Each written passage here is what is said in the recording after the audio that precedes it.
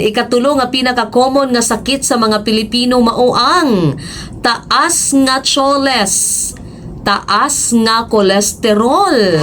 Asa man na nato makuha? Taas ang imong kolesterol kung lampas na kini sa 200 milligrams per DL. So ang recommended nga buhaton is mag-diet. Ug adunay possibility nga i-require na ka sa doctor mo inom og tambal kung lampas na sa 240 ang imong kolesterol.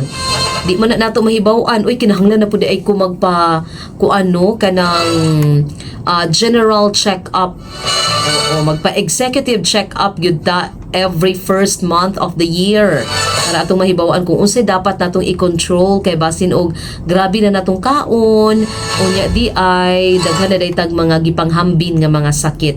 Anyway, naaman tay HMO, dili ta mag-uol labi na mga CMU1s atong mga kapamilya diri sa CMU.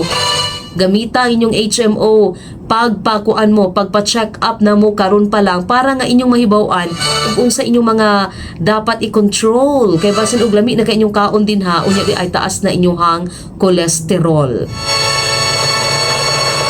So ingon pa ni Dr. Willie Ong, dapat mag-diet. So ayan daw nato nga mag-diet og 2 ka bulan basig mo ubos ra ang kolesterol. Likayan ang pagkaon og mga tambok. Likayan ang pagkaon og karne, mga cakes, og icing, agoy. Then human sa 2 ka bulan, i-try, pagpa-test daw, pagpa-check up.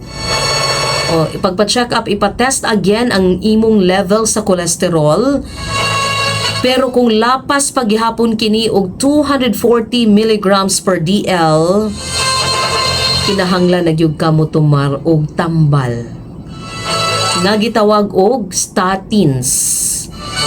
So di na nimo mahibaw ang imong choles kung di ta magpa-check up. So gamita ang imong HMO, gamita ang MaxiCare kay kana siya ang dakong tabang para nga dili ta makabayad sa ato ang pagpa-executive check up. So, kinahanglan ta magpa-executive check up karon dayon naa pa kay time or ugma. Dapat within this month makapa-check up na ta. Kay para nga makabaluta kung unsay atong level na sa ato ang mga sugar, ato ang blood pressure, no? Atong choles, kay basin og taas na kay atong kolesterol.